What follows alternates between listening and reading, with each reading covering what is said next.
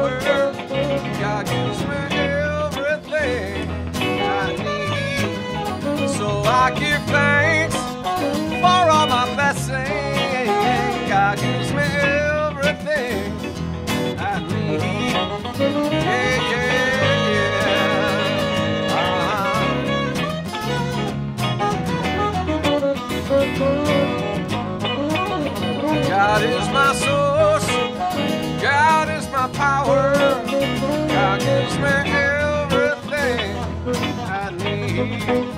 So I give thanks for all my blessings.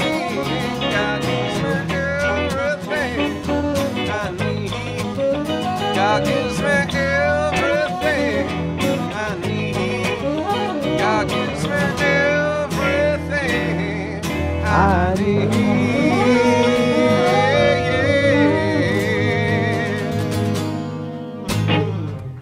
All right, good morning, everybody. How we doing?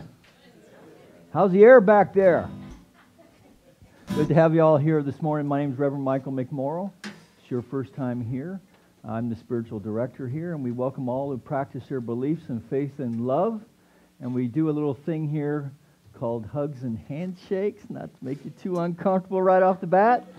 So just take it easy on the new folks. Shake their hand first. Yeah, all right. So let's just do that. Take a few minutes and do that.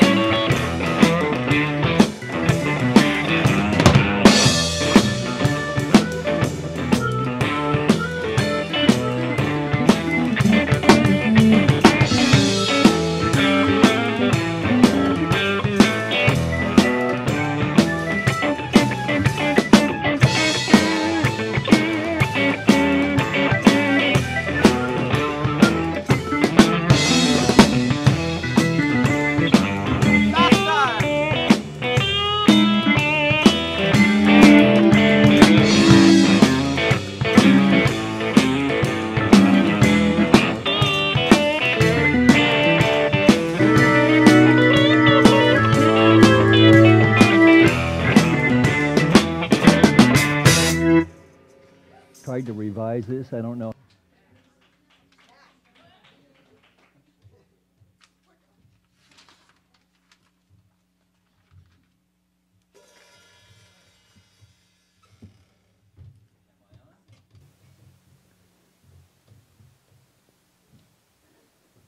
Little volume, there we go. All right, so please help me welcome our presider this morning, Reverend Elizabeth Schneider. All right, so let's all just take a deep, conscious breath together. Releasing, letting go.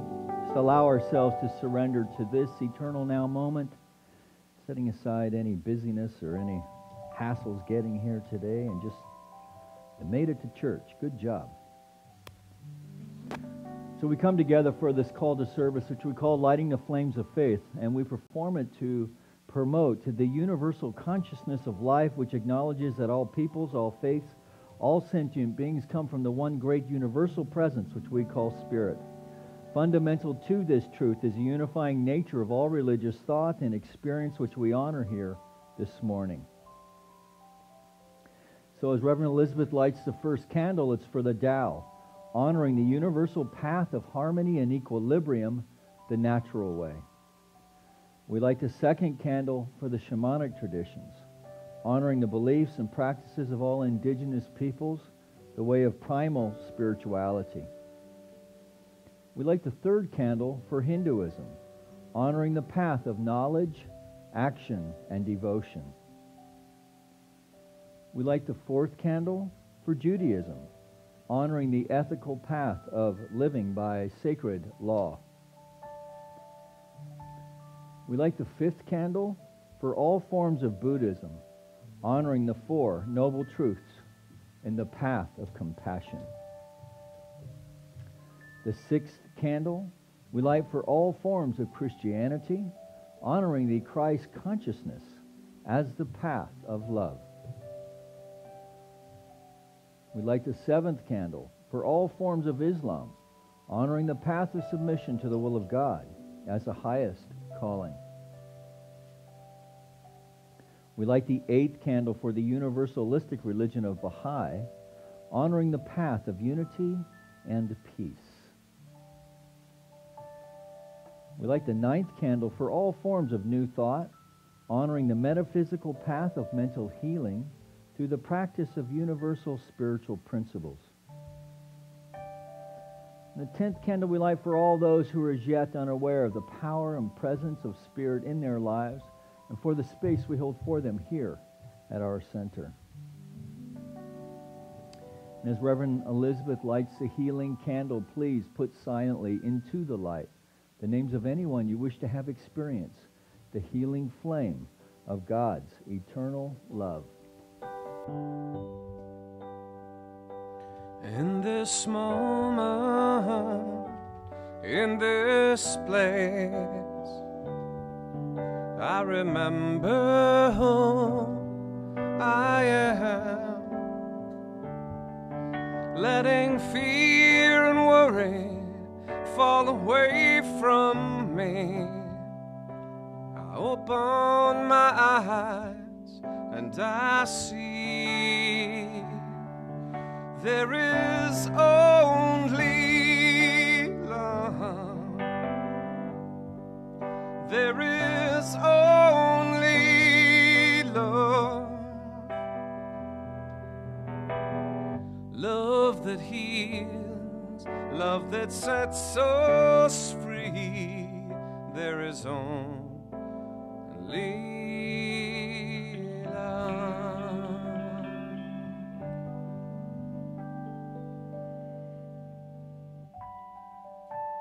So join me in consciousness this morning as I speak my word for each and every person here.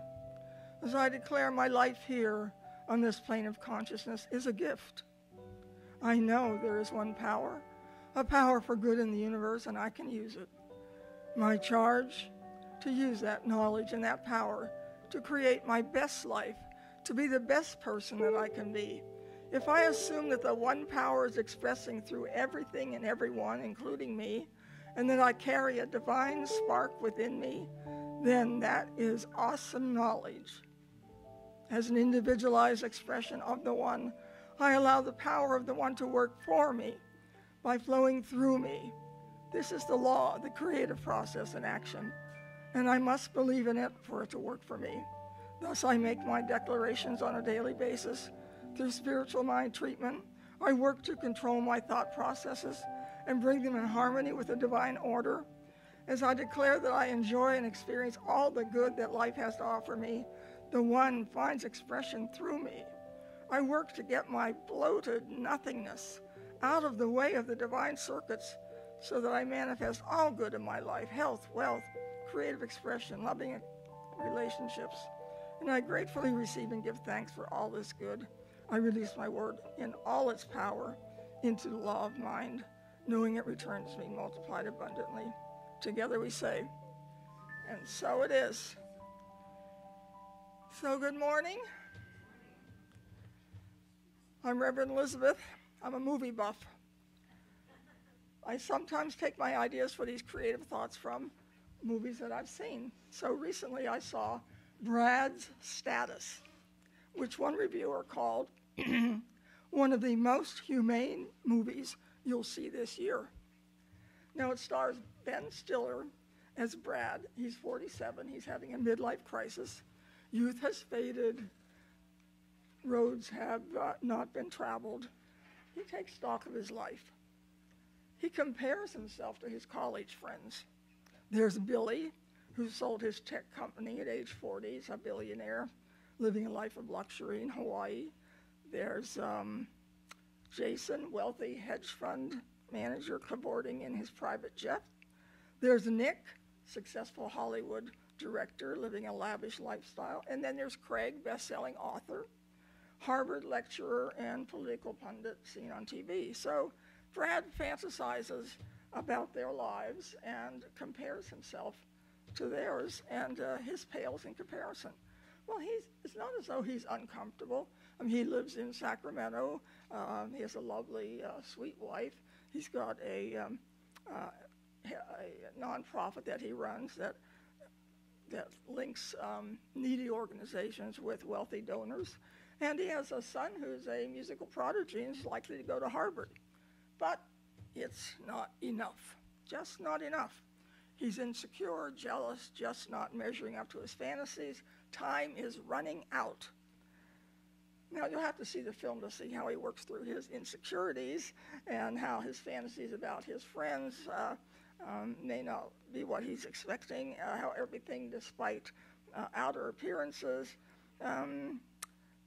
the people have challenges in their life, and he comes to realize what matters most.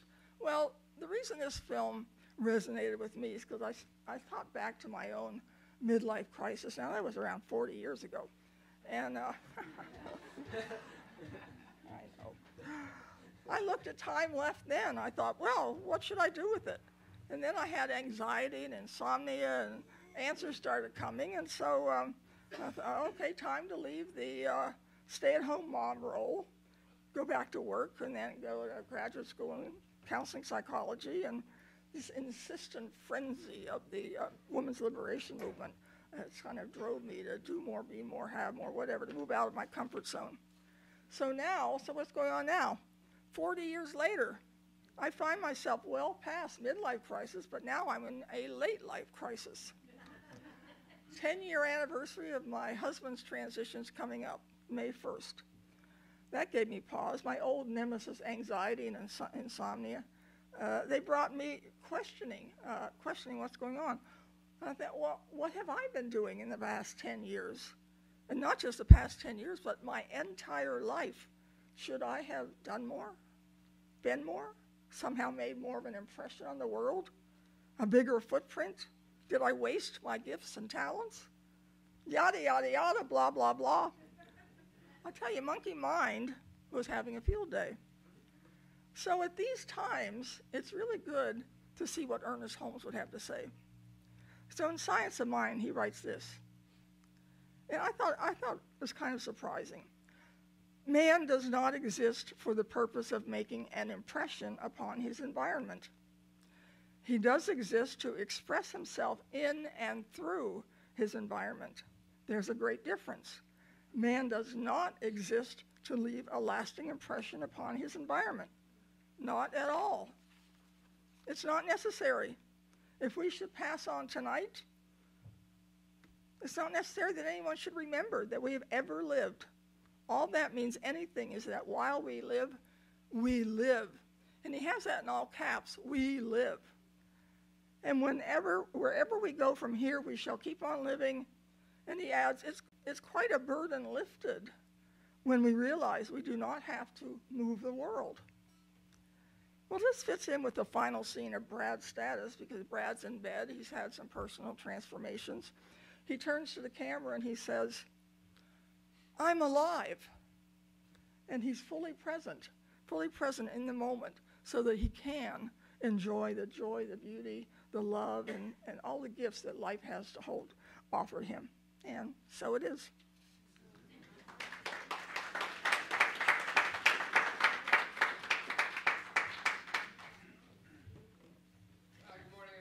Nice to see you. Please welcome Mr. David Olivas on keyboards and sax today. Kent Moore on bass. All right. And we are thrilled to have Ken DePron joining us on guitar. All right, Ken. It's always good to have more instruments up here.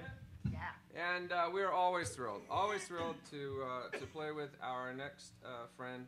Please welcome Miss Angela Carroll Brown. We would like to dedicate today's musical part of the ministry to a very dear friend of mine and Margot Gravel's husband, Mark Gravel, who it's been 5 years since he left us.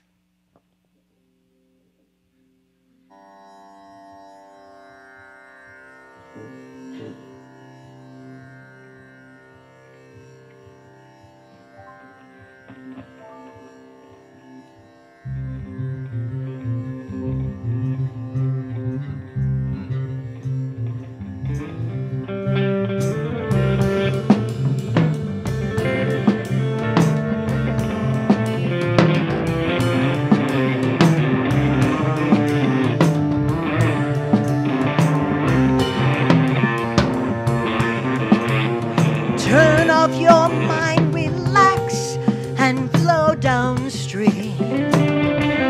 It is not dying. It is not dying. Lay down all thoughts, surrender to the void. It is shining.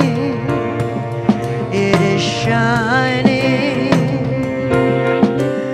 You may yet see the meaning of within. It is being. It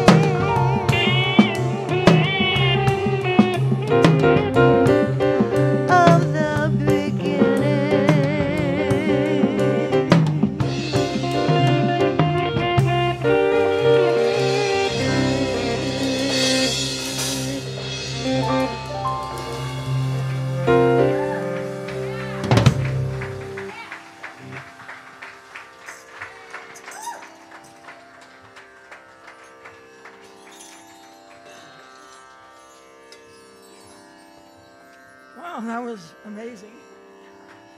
Amazing. Wow. Announcements. Today, bereavement group, 1 p.m. This week, we have Wednesday, Sangha, 9:30, Be the Change. Wednesday, we also have 6:30 visioning. Wednesday, 7 p.m., we have healing meditation. Oh, next Sunday, April 1, Easter. All right. Saturday, April 7th, Anton Miserak and Laura Berryhill in concert here, 7 p.m. And, Spring Fling's coming up. Get your tickets. May 5th, Saturday, 7 p.m. with Magic. I don't know if they've got an announcement up there. And then the shop is open. Cards, jewelry, candles, apparel, spiritual literature, so much more. It's beautiful in there. So, those are the announcements. And now, if you will stand, we will have our Declaration of Principles. We believe in one universal spirit, manifesting through all, natural and incarnated in us. We believe the universal spirit is personal to and reveals itself through everyone who recognizes its presence. We believe our faith operates upon a law of mind, which automatically manifests in our experience according to that faith. We believe in the unity of all life and the immortality of the individual soul forever expanding. We believe in the eternal goodness, the eternal loving kindness, and the givingness of life to all. 1, 2, 3, 4, 5, 6. Congregate.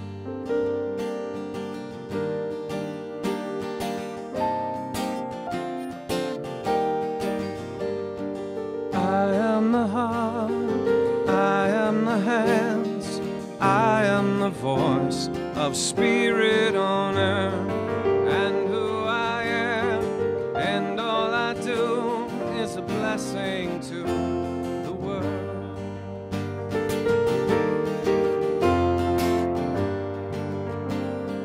You are the heart, you are the hand, you are the voice of spirit on earth, and who you are, and all you do is a blessing to the world.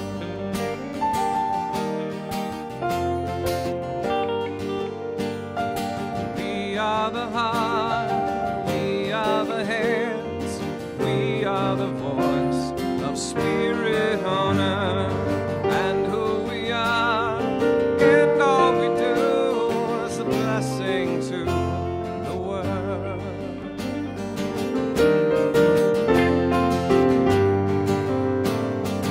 I am the heart, I am the hands, I am the voice of spirit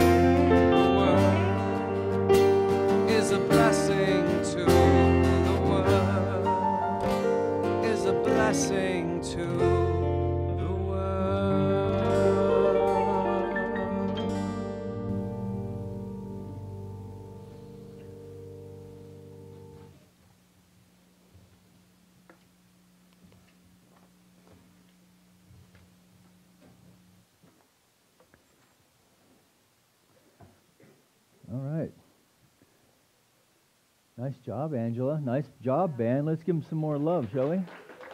Yeah. Nicely done. And nice job, Rev, this morning. You know? Yeah, I was thinking about the value of spiritual community, actually, when you were speaking. You know, these are like, this is like real life, right? What, you know, you get to 40, 45. I was kind of immature, so it happened for me at like 50, right? But whatever age that is, you're like, you know, the kids are gone.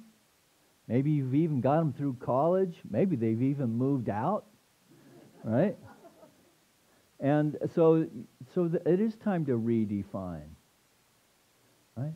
And we get to what we think is the back end of life, right? And then we understand there's a lot more gas in the tank, a lot more. What I know about Reverend Elizabeth is that she is a wildly creative person with a lot of passion left, with a lot of wisdom to share.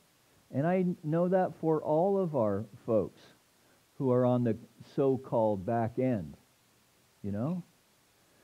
And this teaching, I think, really is a wonderful place to explore that, because we don't arrive anywhere. The science of mind teaching is different in that it embraces the idea that evolution is a real thing, that it's a real process. In fact, it's a creative process, right?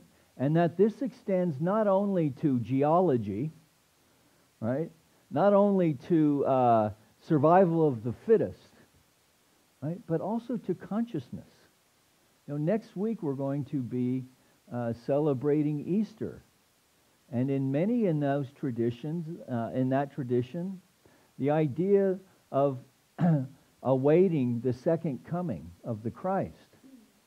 Well, and that second coming is in consciousness. In consciousness. And we are in it now. We are in it. There was an article in the Wall Street Journal a few months back that spoke to the Enlightenment. Remember Enlightenment from your history class? Anybody? Okay. And how it's a good thing and how it's happening. In spite of all the horrible things that we see happening on the planet right now, the fact of the matter is that this is the most peaceful time ever in our species. You wouldn't think it. But we're so connected now with social media and the like, it's like right in our face, right? The president can't even waft his comb over without it being in the news 5 minutes later, right? So, I think we lose perspective. We lose perspective about what's going on. And again, this teaching, because it has a theory around it, and then there are spiritual practices in which we engage, and then we come together as community to share our practice together and to make space for each other together and to learn from each other together. And it doesn't matter where we're on the time continuum, because time's eternal anyway. Time is eternal. And there is that aspect of us that is an eternal being. And yes, what's important is that while we live, we really live. And a great way to do that is to come to the Spring Fling on May 5th. And you can get a ticket from Marcy. Wave your hand, Marcy. Marcy's got tickets. It's going to be fun. You're going to be so bummed if you're not there, and we're all talking about you. All right. So, the self-evident truth within you. So I have to tell you, I kind of crashed and burned a little bit in the first service. So we're going to see how we did here. I was frantically in there trying to reformulate things because I did what we often do in this teaching, and that is over-intellectualize things and get out in the reeds. And then when we do that, a lot of times we get stuck. We get stuck in the backwater of our own thinking. You know? So we'll see if I do it again. All right. So the self-evident truth within. So this entire teaching of the science of mind and spirit rests on suppositions that are assumed to be true. In fact, Holmes doesn't really not take a lot of time in the textbook to argue one way or the other about these suppositions, although he does in other works. So why is that? And I think part of it, I think it's a couple things. One is that I think that as humans, in this human experience, we can think of all of the reasons why things are not so. Right? That our mind is kind of geared towards knowing the ways that things are not so. We're not used to looking at life and looking for the experience of life in ways that are affirmative. So, for instance, when you think about if you've ever come into a science of mind class, or even when you're just speaking to your friends, and you ask them, well, what is it that you want? Right? What is it that you want in life? Many folks cannot really clearly articulate that. But if you ask them what they don't want, man, there's a laundry list as long as a roll of toilet paper, right? It just rolls on out. Is that not true? Is that not true? Okay, I'm just checking. Oh man, you're enlightened. I'm going to sit down. Now, what does it mean to be self-evident? Merriam-Webster says that it's evident without proof or reasoning. And I think this is part of why Holmes doesn't spend so much time on that. He's just saying, this is true, and if this is true, then look at all this really great stuff that happens, knowing that that's true. And yet at the same time, where does this idea of self-evident even come from? Right? Well, it's not a new idea. In fact, it's an old idea. There's O'Melveny. On Friday, get up there. The water's flowing. It's green. The air smells good. And all of these rocks up here are all scrubbed down. There's no dust and everything like it is in the summer. Man, it's nice up there. I might go up there later. So anyway, here's some self-evident truths. They're right in here. And this is the thing that binds us as a country. In fact, you could even say this is the blueprint for our race consciousness, or at least aspects of it. We hold these values to be self-evident. Values of life, among these are life, liberty, and a pursuit of happiness. And that we hold these truths to be self-evident. So there's a lot in that. These things are truths, that they're inalienable rights. There's that among these are, which means there's more. Right? That implies that there's more. And then I also threw this in for our teens over the weekend, that to secure these rights, governments are instituted among men, deriving their just powers from the consent of the governed. From the consent from the governed. So, the thing that I'm taking away from the teen march and so forth, outside of the issues that they're marching for, I just love the fact that they are engaged in this wonderful civics lesson, right? And that they are thinking deeply about what do they think about so forth, and to know that there's power, that there is power in getting out and speaking your truth, standing in your truth, or in this case, walking in your truth. And so in that way, they're kind of leading the way for the rest of us, I suppose. But anyway, this idea of self-evident truths is what I wanted to get to. So we're not going to go there yet. I'm going to back up to O'Melveny. Okay. So self-evident truths. So we're not really pursuing whether they are true or not. We're just saying, okay, we're just going to accept that they're true. All right, so One of the self-evident truths, again, that Holmes speaks to is this idea that if God is all there is,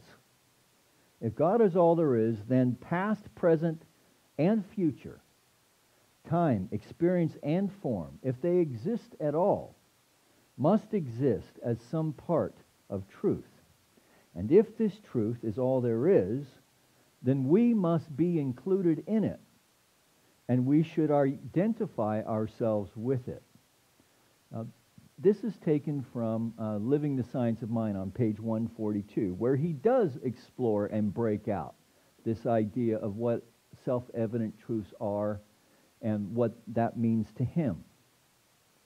So if this is so, and we are some part of it, then he expands. And by the way, Holmes isn't the one who thought this stuff up, okay? So this goes, believe it or not, the Greeks were pondering. Remember that dude Socrates? Right? And then he had a student named Plato, who had a student named Aristotle. Religious science is really based in the teachings of Plotinus, which is a Neoplatonic teaching. Right? This idea of one mind. Right? So the Greek term is nous. Right? I mean, they worked this stuff out a long time ago. It just got a little sidetracked because there was this dominant rebel religion that made itself known around 2,000 years ago, right? This started by this Jewish mystic, and then that kind of took over the conversation, right? The conversation on the definition of what it is, what is the divine. Now it's static. It's no longer evolving, right? It's no longer evolving, except that it's seen as eternal. It's got dogma, it's got structure, follow these rules. And if you follow these rules, then you're in the club. And the club is like, well, there's only one way you can get in the club, which is kind of a bummer. Everyone's dying to get in there. I just thought of that. You can consider that a divine download if you like. All right. But you see my point, right? But what about living today? What about today? And how is it, what I want out of my life and what I want specifically out of my spiritual life is when I feel connected to some transcendent something, that thing that is so deep and so awe-inspiring, that has a sense of, that makes me want to bend my knee in a way because it's so powerful that its love is overwhelming. That I can't even put language to it. How can I take that power? How can I take that power and do something with that? And this is what Holmes is speaking to. And he developed this little thing that we call religious science, which he hijacked from Thomas Troward. Right? But you'd have to really love English lit to like Thomas Troward. So he says this, Ernest Holmes does, there is a universal presence that acts as though it were intelligent, and we assume that it is. There is a universal intelligence asking as law, and we may assume this also is true. It is the formless stuff in the universe forever taking form, forever changing its form, and this we may also accept as being self-evident. So, maybe I did manage to get my my new thing updated. Okay, so here we go. This is what I was just saying. The universal present that acts as though it were intelligent. There is universal intelligence asking his law, forever taking form, accepted as self, that we just are going to accept that this is true and then move on in the textbook is basically what he's saying. So then he goes on to describe how this power works. So there's some part of it that's conscious. Now why is that? Because we're conscious. Right? So part of this self-evident truth is that if we are here, and we are conscious, then the Spirit must also be conscious in some way. That if we are made in the image and likeness of the divine, which is one of the definitions of the ontological spirit, that we are made in its image and likeness, then it too must be conscious in some way. That we exhibit, on the days that we exhibit intelligence, right? That it too must be intelligent. So then in contemplating this idea, Holmes put it together and he said, well, after others again, that if in the beginning it's only God, and God is conscious, and there's only God, so the only thing that it's conscious of is itself. And then it starts thinking about the nature of its reality, and then starts creating the thing that it's thinking by making it out of itself. Yeah. Do that. Do a couple hits of that one. Right? I mean, that's like, whoa. And that's a totally conscious thought compared to some that I've had in the past. Articulating the nature of the creative process. That's what he's doing. And so he breaks it down into this languaging, that he speaks of the Spirit as the actor, right? The power that knows itself.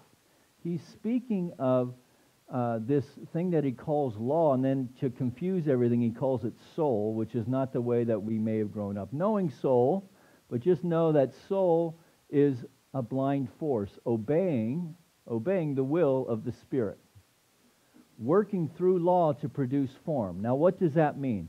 That God can create only within the nature of its own being.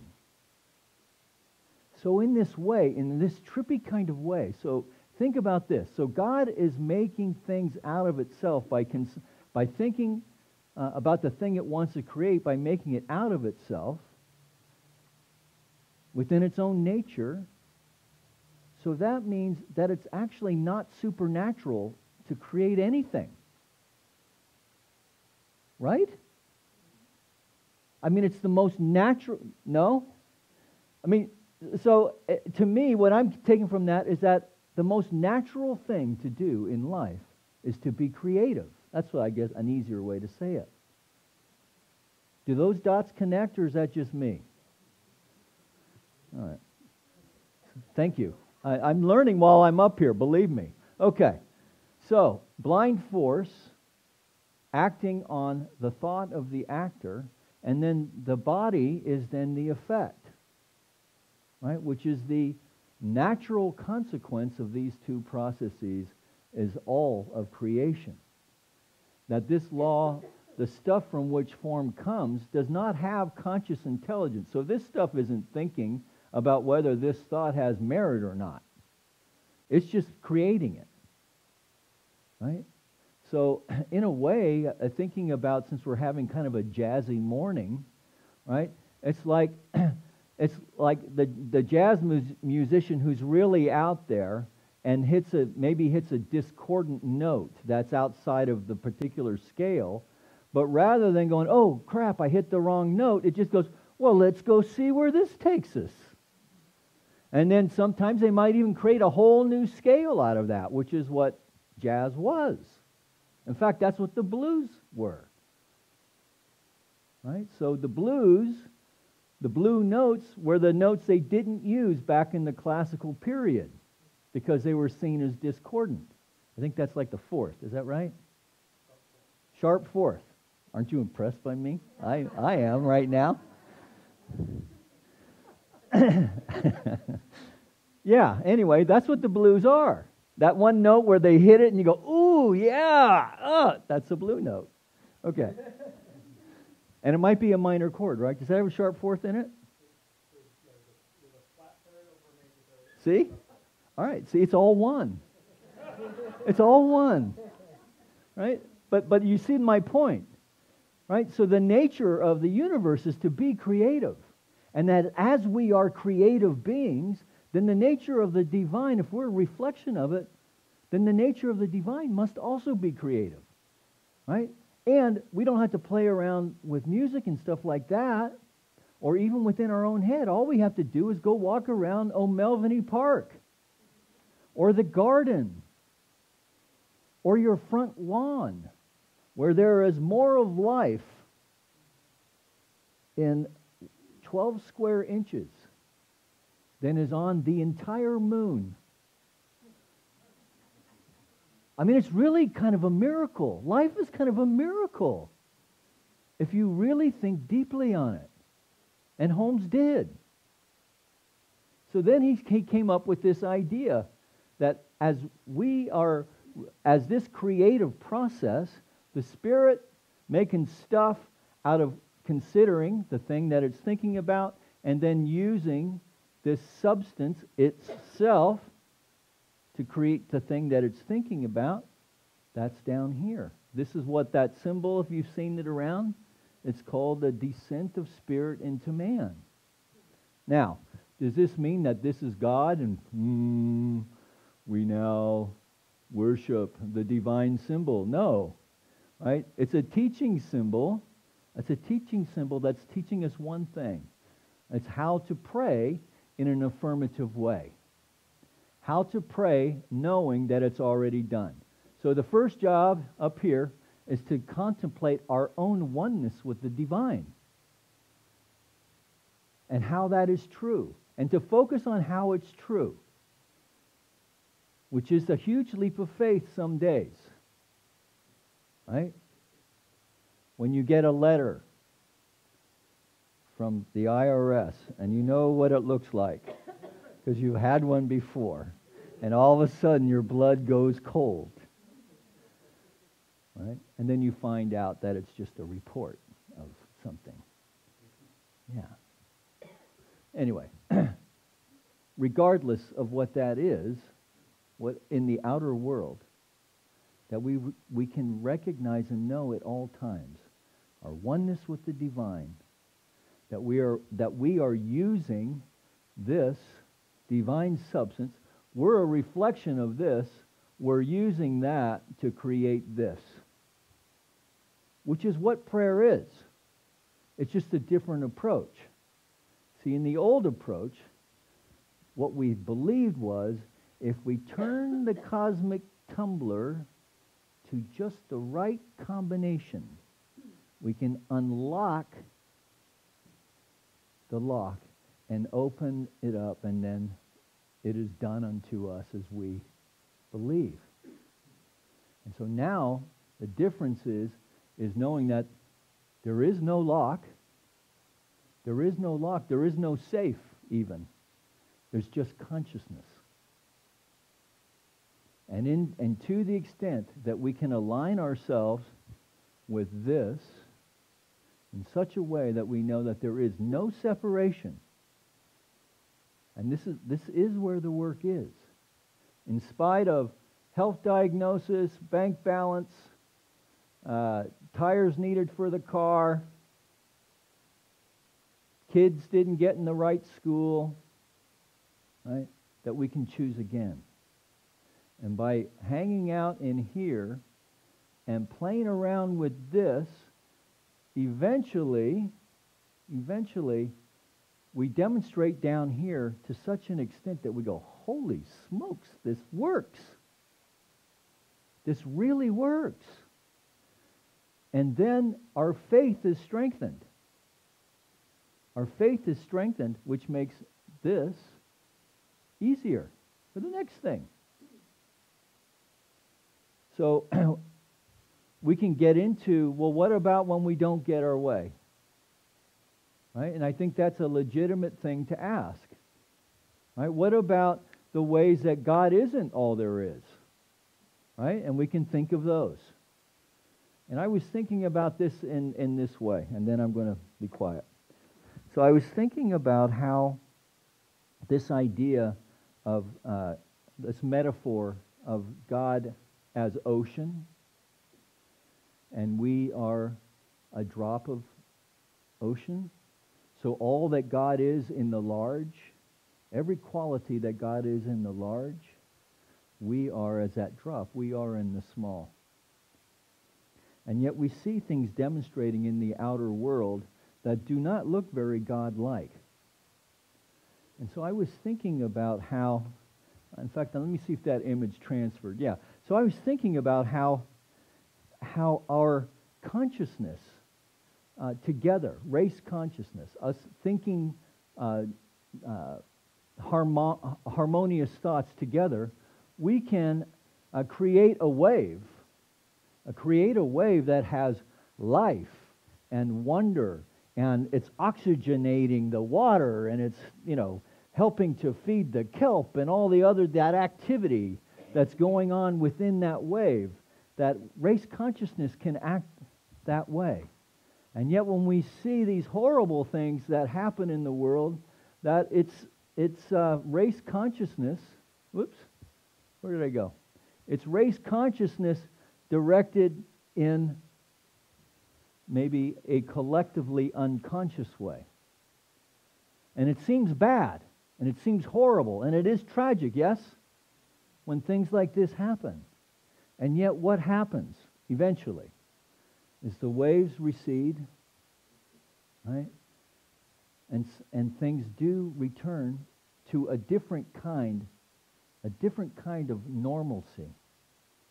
Now, I'm not saying that's good, but what I am saying is that when these eruptions or these waves of discordant stuff are breaking on the shore of our experience, that the only way out of the riddle is to change our thinking and to shift the vibration of our thought so that we can once again return it back to this: freedom, love, creativity, evolution, right? Each wave is a whole new wave, right? All right, so I'm going to stop there because I totally won that one tonight. All right, so let's call the musicians up. And let's think about what kind of wave we want to work with this week. The wave in the ways that we are engaged with life, recognizing and knowing. So, if we accept this idea that there's only one power, one universal presence, expressing itself in, through, and as this manifest life, that we are the individualized expression of that power and presence. In this way, then, we are at choice at every single moment in life, that we can choose, for instance, to take the actions to prepare. Right? So we're not just letting things happen. And so it's the idea that we can, rather than visualizing ourselves, for instance, passing an exam, even our driver's test, right? A better visualization may be of studying to pass the exam or the driver's test. You see what I'm saying? That with this infinite power and presence, that we are intuitively guided to take the next and do the next indicated thing that calls forth from within us that genius of the divine itself evolving as you and as me. And in this way, together, as expressions of the divine, uniquely individualized, we use this power to shift and lift the tendency of our own thinking, to raise the experience of not only our own life, but the lives of those around us. And in this way, we model through our example what this idea of spiritual living is. So play around with those ideas this week and come back next week. We'll see how it went.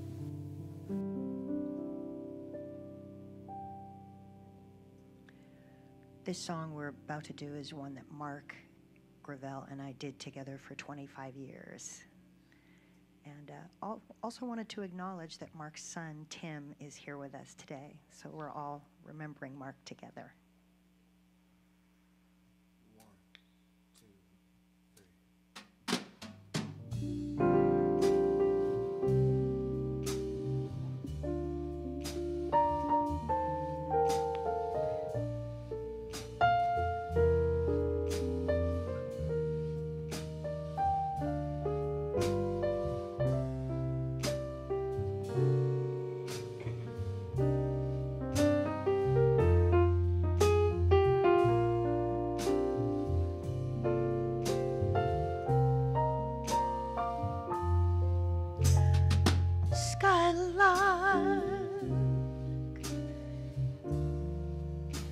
Have you anything to say to me? Can you tell me where my love can be? Is there a meadow in the mist where someone's waiting to be kissed? My skylark, have you seen a valley green with spring, where my heart can go a journeying over the shadows and the rain to a blossom-covered land? And in your lonely flight, haven't you heard the music in the night? Wonderful music, faint as a will of the wisp, crazy as a loon, sad as a gypsy serenading the moon. My skylark, I don't know if you can find these things, but my heart is riding on your wings. So if you see them anywhere, won't you take me there?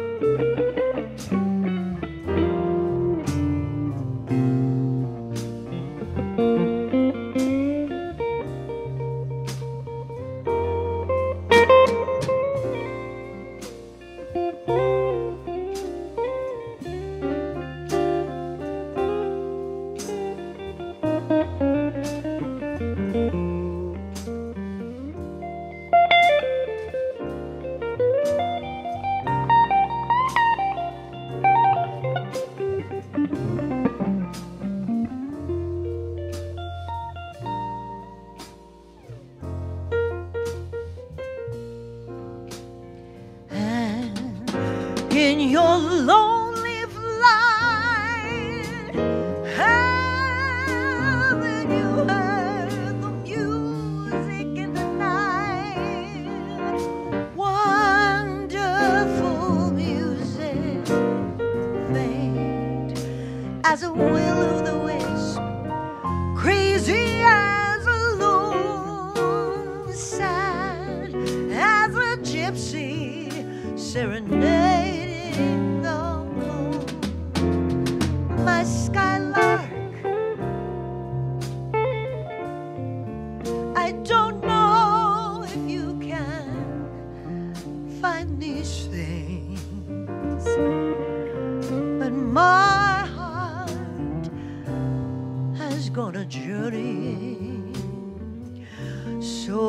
if you see them anywhere, won't you take me there?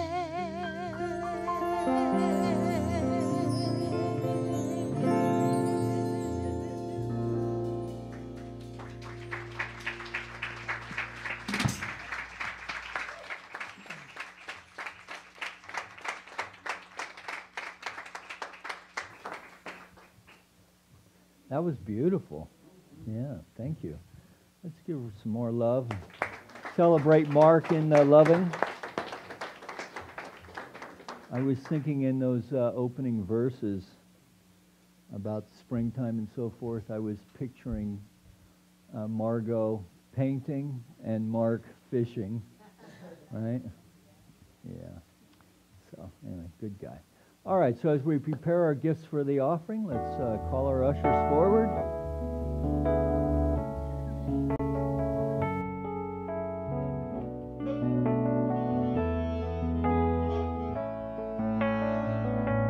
Spirit gives through me, Spirit receives through me, Spirit lives and breathes through me.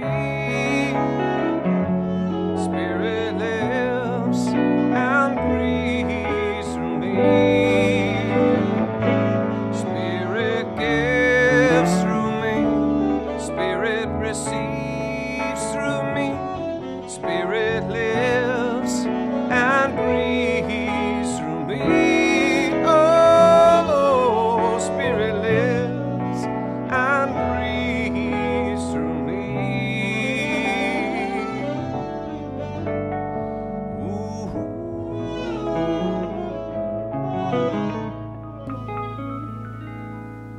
Going within for just a moment longer, recognizing and knowing that the gifts presented here this morning are a demonstration of consciousness that knows that God is our source, our substance, our supply. And so from the generous heart from which these gifts are offered, we, representing the heart of this spiritual community, accept these gifts with deep respect and love, as we know together they go forth to heal, to prosper, and to bless not only the vision and mission of this spiritual community, but the life of each person here this morning, the life of anyone connected to this center in any way. That we extend this blessing and these good tidings to our friends here in our community of Granada Hills, our city of Los Angeles, our state of California, our United States of America, all of its churches, temples, mosques, schools, universities, the people who attend them, the people who support them. That we know for our planet as well that all is expressing from the mind of the divine itself. And to the extent that we know this to be so, to the extent that we know it to be so, we see it demonstrating in all ways, great and small. This lifts our hearts. We feel a sense of power and grace to get out there and live life in spiritual ways that raise not only ourselves, but others as well. And this is a good thing. And together we acknowledge this by saying, and so it is. Please help me thank our ushers, Chloe and Miss Vinu. And right on cue, kids, come on in. Nice to see you all. How's everybody doing? Good. Yeah, good. Did you have fun in there? Yeah. Yeah? I mean, as fun as you can have at church, you know? Yeah, that's how they feel too, so it's cool. All right. Okay, so our spokesperson today, looks like it might be you. All right, tell everybody your name. My name is Johnny, and so today we were working on gratitude, and we were drawing gratitude symbols and what we're grateful for. On the back, we wrote what we're grateful for, and I have a lot more, but I mean, that's what came to my head. Can you share one or two? Do you care to? One of them is that I'm grateful for going to places, being able to go to places, and then I'm also grateful for having a roof over my head, and yeah. And then another thing is that we're having a bake sale next week, and we're gonna have like cookies, donuts, and delicious things, and it's a love donation. Okay, love donation, and you're raising money for? The summer camp For summer camp. So they go together for a week up at Idlewild. You haven't been up there yet, have you? Yeah. So it's really great for the kids. And you know what? It's good for your parents, too. I'm just saying. Nice break. Yeah. So, and now you are with, were you with the tweens today? Or, yeah? Would you like to share something today? Okay, so today, So tell them who you are. my name is Janie, and today we're learning about how to be mindful and mindfulness and how to stay focused, and that's probably it. Nice. Well, that'll come in handy, huh? Yeah. Are we good? Everybody's good? All right. So we do have one more bit of business this morning, and that is, good morning. We have some membership. You know, we have a new administrator, so she's on. So it turns out we have membership cards now. So I'm going to ask Vinu, Rochelle Cole, Tomorrow, and Michael Duffy to come on up. And so here's your card. You are now a card-carrying member. Yeah, let's welcome to the club. Virginia Jason. Tomorrow, Michael. Virginia Jason. Karen Hudson, I saw you out there. Rachita Patel. And Sherry Moon.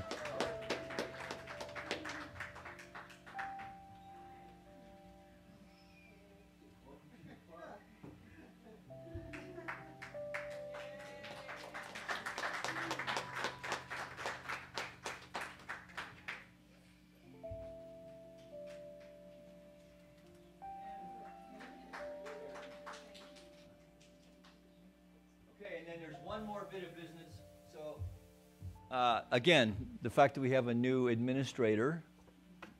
So some of you have been taking classes and going, where the hell's my certificate? Well, we found some. So Coach Greg isn't here. Jade isn't here. Laura's not here. Lorene's not here. Marjorie Robbins. Yes.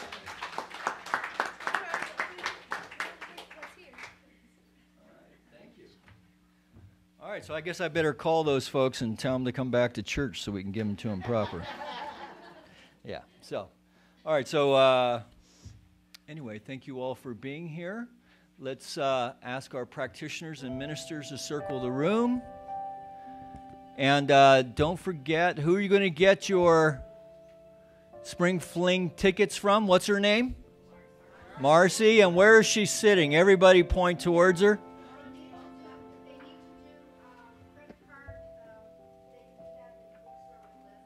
Okay. And Marjorie has tickets also. All right. So, helps us out, and let's go have some fun. All right, pray us out, Rev.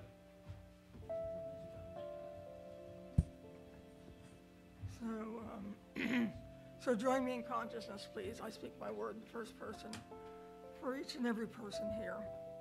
So I declare there is one power, one creative intelligence, one divine matrix underlying everything and everyone. And I am an individualized expression operating from that power, that intelligence, that matrix. And I declare that I wear a new set of glasses as I work toward transformation in the world of conditions through my own personal transformation. I live a courageous, fearless life. I am passionate about possibilities. I'm healthy, vital, and continuously evolving as I apply the teachings of science of mind in my everyday life. I use this unseen dimension, this power, in a conscious way to release beliefs that no longer serve me. I use this power to be divinely fulfilled in all areas of my life: health, abundance, creativity, loving relationships. And I know the universe is constantly forming and reforming, and the power of my focused thought impacts that forming and reforming to create my best life here on this plane of consciousness. And with gratitude, I release my word into the law of mind, knowing it comes back to me multiplied abundantly. And together we say, so it is. Please stand for the peace song.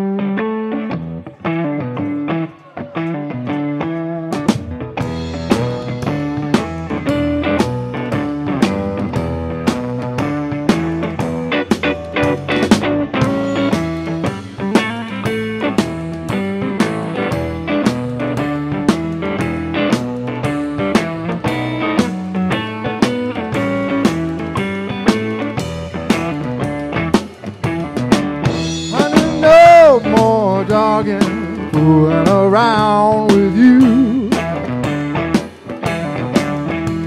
No more dogging, fooling around with you. I gotta let you out now, that's what I'm gonna do. Well, you told me that you love me, you told me a lie. I love you, baby, until the day I die. There's no more dogging, fooling around with you. I gotta let you out now, that's what I'm gonna do. Well, I took you off the streets and I paid you fine. Spent all my money on whiskey, beer, and wine. Say no more dogging, fooling around with you.